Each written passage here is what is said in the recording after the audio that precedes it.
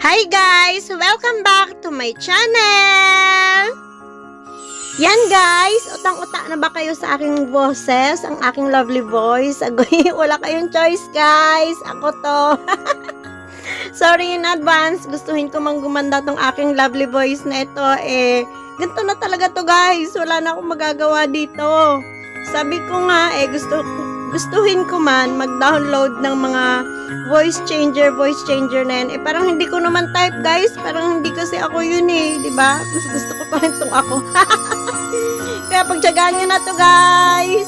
Gagawa naman tayo, guys, ng lovebirds na theme ng cake. Kasi para sa lolo itong cake nito. Pero bata pa siya, ha?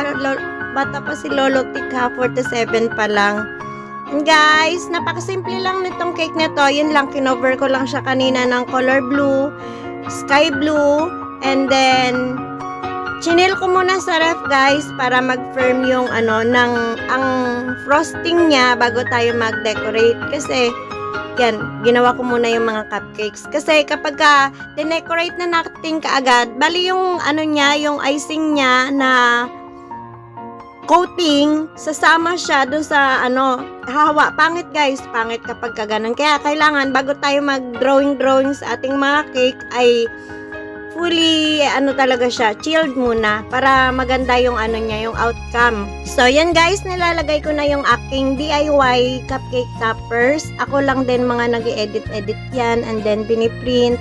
And then kung mapapansin nyo mamaya, inuna kong lagay yung pinaka-topper na nakadikit doon sa sa cake. Makapag-freehand ako ng drawing doon sa sa pinaka-cake, makuha ko yung center niya. And then kinover ko rin yan siya guys sa ilalim ng scotch tape para hindi siya naka-direct sa cake, bali covered siya so hindi siya mabilis mag-melt kasi ang gamit natin diyan ay photo paper lang. Yan, gusto ko po muna mag-thank you sa aking regular client na napaka-gorgeous, si Ma'am Jamela Willen. Thank you so much po, ma'am.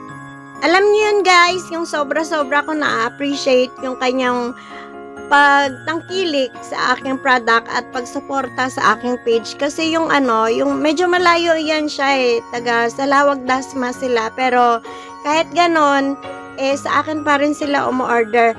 Medyo matagal-tagal ko na rin silang clients. And then, dati din i-deliver namin. Pero ngayon, medyo nahihirapan na ako sa delivery ko ngayon Kaya ang nangyayari, gustuhin ko man, ang alam nyo ginagawa nila guys, pinipick up na lang nila. Nahihiyaman ako sana.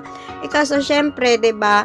Kung yung mga medyo malapit-lapit lang din-deliver namin, pero kapag yung malayo, pinapapick up ko na lang. Tsaka mas maganda talaga kapag pinipick up ng mga clients ko yung cakes ko kasi mas safe yung cake kasi meron silang mga cars sa iwas lubak na yung car kasi naka-aircon pa so ang temperature ng cake hindi siya yung abrupt change na kaya mabilis mag-melt kapag ganun kapag binyahe siya through yung mga jeepney lang na open air yung ganon so yung temperature mainit, 'di ba?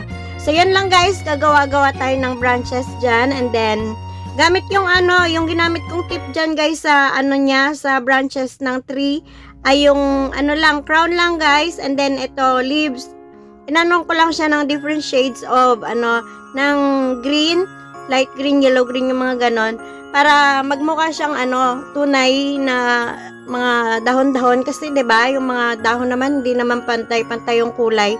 Para parang realistic ng konting-konti mukha naman talaga siyang drawing So dyan sa mga branches na yan, dyan natin ipapatong yung mga lovebirds mamaya. Yan, gusto ko mag-thank you ulit kay Ma'am Jamela. Alam niyo yun guys, yung sobra-sobra kong na-appreciate yung kanyang pagtangkilik at suporta sa aking maliit na business.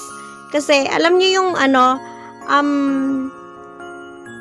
hindi ko alam kung kilig o tuwa o sobrang taba ng puso ko. Na yung guys, sobra siyang yung November pa, yung order niya ay sa November 1 pa. And then ngayon pa lang umu-order na siya kaagad. And then yung sobrang advance na hanggang sa February 2024 may advance order na kaagad siya. Sobrang nakakatuwa. Yung feeling na ma-appreciate ka, ma-appreciate yung gawa mo, at sobrang nakakatuwa na masarap sa puso yung bang feeling, yung isipin na napapasaya mo sila, ganon. So ma'am, thank you so much again for letting us be a part of your celebrations always. Thank you so much po. God bless po sa buong family nyo. And gusto ko na rin take tong opportunity na to para i-thank you ang lahat-lahat ng aking regular clients na maski medyo matagal ako nawala sa Facebook, nandyan pa rin kayo. Nung nakita nyong bumalik ako, nagpo-post na ako, bumabalik din kayo. Kaya maraming salamat sa inyo na hindi nyo ako nakakalimutan. Thank you so much po.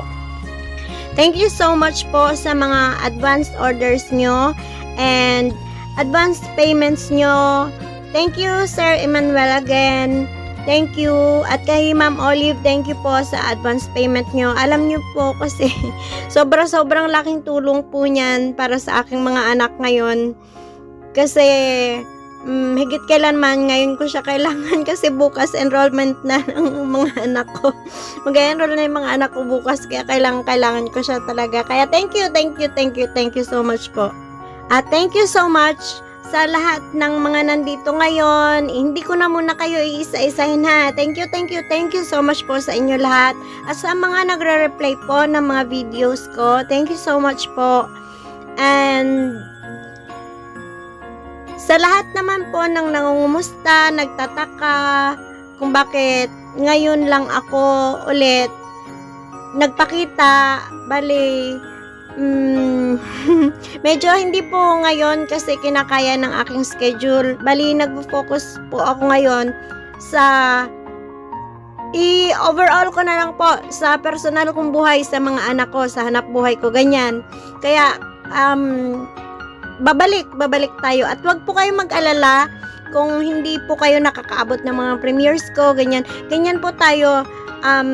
Sobra kong na-appreciate yung presence ninyo, kahit yung mga comment nyo lang sa aking mga videos, kahit wala kayo sa premiere, sobra kong na-appreciate kasi despite of your busy schedules, kahit na magkaiba yung oras natin, kasi nandyan kayo sa ibang bansa, iba-iba yung oras natin lahat, nakukuha nyo pa rin akong supportahan. Kaya sobra kong na-appreciate, guys. Thank you so much. Yun na lang muna ngayon, guys. Bukas ulit. Thank you so much. Hindi na nagkakasya. Sobrang daldal ko, guys. Thank you. Bye-bye.